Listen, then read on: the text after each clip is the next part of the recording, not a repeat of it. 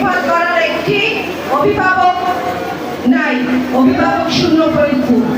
আপনারা একটা এমপি চান না আপনাদের পছন্দের?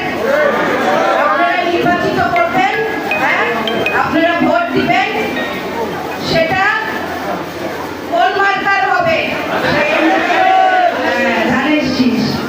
তো সেই জন্য আপনাদের কাছে অনুরোধ, আপনারা সতর্ক থাকবেন এবং যে কোনো ষড়যন্ত্র রোখার জন্য আপনারা আমার পাশে থাকবেন। ইনশাআল্লাহ আমরা একটি নির্বাচনের মাধ্যমে একটি গণতান্ত্রিক দল আমাদের দেশ শাসন করবে এবং সেটা হলো বিএনপি।